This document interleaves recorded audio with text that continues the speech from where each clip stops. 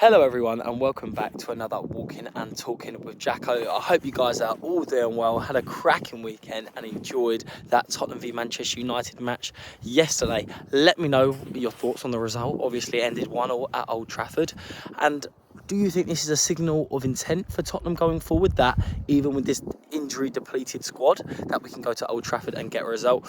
Or do you think you would have liked to see Tottenham kind of push a bit more in those final moments and really kind of try to grab that game by the scruff of the neck and get all 3 points? For me, there's definitely a bit of both, but I'm looking at it from the fact that we showed so much character, determination yesterday, and I'm really proud of this Tottenham Hotspur side, just as I have been all season, and I feel like it's a real change in mentality. So guys, let me know your thoughts. I'd love to hear what you think, but yeah, the match yesterday, what a cracking game, and I knew it would be.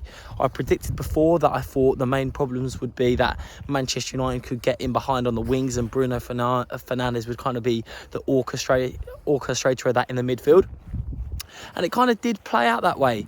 Like I said, I thought Tottenham would dominate possession. We had 61% possession and we had 16 shots to Manchester United's 9. However, Man United only had 2 shots on targets. And as we know, they were 2 goals. But the goals they did score were quite good. Yes, you could argue, maybe could we have defended it a bit better? Højlund hit an absolute rifle of a shot in the top left-hand corner that gave Vicario absolutely no chance. And kind of a well-worked move between Fernandes to Rashford and played a 1-2 with Højlund. That kind of created his second goal. Man United's second goal. So yeah, in my opinion, a great game, but Spurs showed resilience twice. Tottenham actually went down 1-0 in the 3rd minute to a Højlund rifle, and then straight away, Richarlison, thinking around the 18th minute, scored a cracking header at the front post, which we've seen him do so many times this season already. This man loves a goal from a corner, and then Pedro Porro, as we know, always puts it on a plate for him. Honestly, he's been a revelation for Tottenham this season, I think. Defensively, he's improved tremendously.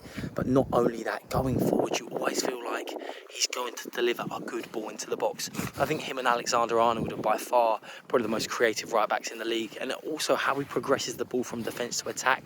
He's always looking to take that ball on the half-turn and kind of play in the forwards. Brilliant. And then Udogie yesterday again. So good defensively. Garnacho just never really ever looked like creating a problem, and for me he was one of the worries, but he never really stood a chance. I think Udogie was just levels above him. I think defensively he was brilliant. Udogie was always looking to give an extra option when he could further up the pitch. Mickey van der Ven and Romero, so good, guys. How did it feel having Mickey van der Ven and Romero back? I thought they were both tremendous. I think just Mickey van der Ven's recovery pace and just composure on the ball is just so needed and so crucial to the way this Tottenham side play. And not only that, Romero playing out from the back, he's the reason we scored that equaliser on the 46th minute through Bentancur, because straight away looked up, progressed the ball through the middle of the pitch, played that groundbreaking pass that we looked for. Then Skip did well to drive through the middle and lay it off to Werner. Obviously, Timo Werner making his debut for Tottenham. I'll be interested to let me know your thoughts on how you think he played. For me, I think he did well in moments, like kind of the Timo Werner that we almost were expecting. He picks up brilliant positions on the pitch. He works hard, but shooting wise, you never felt fully convinced that he was going to score. But I think that might come. But yeah, back to the goal. Timo Werner had it on the left-hand side, kind of from a skip pass that kind of pushed him out wide. Timo Werner did well to kind of look up and think about the next move. Then Bentancur made a fantastic run into the box, then had a touch on the outside of his right foot that created the space so he could flash it across Onana. So yeah, a brilliantly well-worked team goal, progressing from the back that we've seen this season, and then kind of overloading the bodies in the midfield, and Bentancur makes a brilliant run and scores the equaliser. After that, really, Tottenham just completely dominated the match, dominated possession, but we just didn't really kind of have that cutting edge in the final third to create any more opportunities.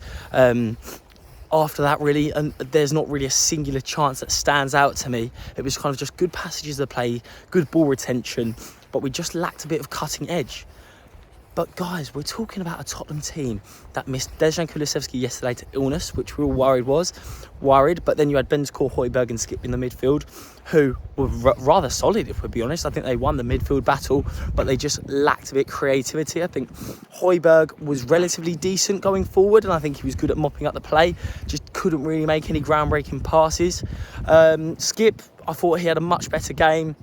And then Bentancur, as we know, he's that Rolls Royce. He's the one who found that moment of magic to get that equaliser. He just couldn't really find any passes into Johnson and Werner. And Werner and Johnson didn't necessarily have kind of the guile, and like they didn't really find that goal. When you want that extra moment of magic, you didn't really feel like they had that composure in front of goal, or they couldn't really find that goal for themselves. But like I said, I'm very happy with this Tottenham team, missing Basuma, missing Sarr, missing Heung Son, Tottenham's star player, and still going to Old Trafford with all these injuries and getting a well-worked point.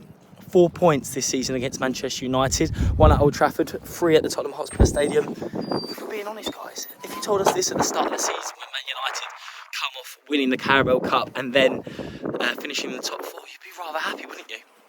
And Postecoglou, guys, has worked absolute wonders with this Tottenham side, and we're only 7 months really into this process, this rebuild, and we're absolutely flying. I think Spurs deservedly so after the game, got lots of credit. I think everyone was almost surprised that this Tottenham side still went to Old Trafford, played the football that they have done all season, stuck to their beliefs, and should have won the match. We were much the better team. And a lot of people were saying after the match, once Tottenham get their full team back, like we know, once we get Maddison back into the fold, Kulusevski, Romero and Van der Ven are now fit, Dragusin to compete for that centre-half spot, and looking at probably a front three of maybe Richarlison, Son and Kulusevski with Maddison, Bentancur and maybe Basuma or Sarr in the midfield. We're talking about a fantastic starting 11, guys, that could really compete with probably any team. So yeah, guys, really exciting stuff ahead for Tottenham Hotspur. Manchester United, I think they've kind of been how they've been all season. Yesterday, they had that individual quality that got them the point. I think Rashford was very lively, always looking for an option on the left-hand side. Heung definitely had a much better game. Obviously, a fantastic goal. And yeah, for me, you can't really see what they're building. There's not many consistent patterns of play. They found it hard to break down Tottenham, and they were, like I've said, relying on individual quality, when Tottenham were scoring fantastic team goals, building out from the back, looking to break the lines. So for me, one team's really coming on the up, and kind of Manchester United right now are massively stagnating. And you can't do that in the Premier League, especially when each team is bringing in fantastic managers. Look how well Eddie Howe's done at Newcastle. Look how well De Zerbi's doing at Brighton. Look how well Unai Emery is at Aston Villa. So there's so many managers, great managers now, that if Manchester United or Ten Hag doesn't get it right soon, they're going to carry on going down the table. So for me, if I was a Manchester United fan right now, I would want Ten Hag to have a clear direction. And if he's not improving, they've got to bring in someone else. I think maybe you look at De Zerbi at Brighton and you say, look, we love your style of play. We'll give you the tools, we'll give you the money. Change it at Manchester United. So easier said than done. But if any United fans or Spurs fans have got their thoughts and feelings on this current Manchester United team, please let me know, because I'd love to hear your thoughts. But yeah, just a brief moment on kind of Timo Werner and Dragusin that we saw a brief cameo of. I still have hope for Timo Werner. I think he's a smart addition. He didn't really have that composure in front of goal yesterday when he kind of did create an opportunity for himself on his left foot. But he don't stop running, and he really wants to prove a point. And in your first game in a Tottenham shirt, that's what you want to see, really. That's what you can ask for. And his first 18 minutes of football, I think in 3 months, I heard. Obviously, he wasn't playing regularly at RB Leipzig. He had a couple of injury problems and struggled to kind of play their style of football. So I think Postecoglou is going to be happy with him. Dragusin, we saw very little. My only worry was Scott McTominay kind of had a chance to win it in the last minute, where defensively was his positioning right. It probably wasn't his fault, but be very interesting to see how he does. He looked quite composed on the ball, and his stature is brilliant anyway, and we know he's aerially dominant, so he'll be absolutely fine. So guys, really very exciting times ahead for Tottenham. A good performance at Old Trafford. We would have loved 3 points, but it's a signal of intent for the future. I'm very excited. This Tottenham team are not going anywhere. They're only going to climb the table, in my opinion. Now 8 points ahead of Manchester United. Looks like top 5 will be getting Champions League football this year. I think there's a 77% chance, according to Opta, that England will have an extra space depending on how the other teams perform in Serie A, the Bundesliga, etc. So yeah, guys, it's time to be excited. Massive game against Manchester City on the 26th on a Friday night. I'll bring you a matchday vlog. And yeah, let me know your thoughts and feelings. How far can Tottenham go? Gary Neville even mentioned he could see Tottenham becoming second or third this year. For me, I would not be surprised. I would not be surprised, but it's time to get excited. Guys, good performance, on to the next. And I'll see you in another Walking and Talking very shortly. Guys, have a cracking day, and I'll see you in the next one. Come on, you Spurs.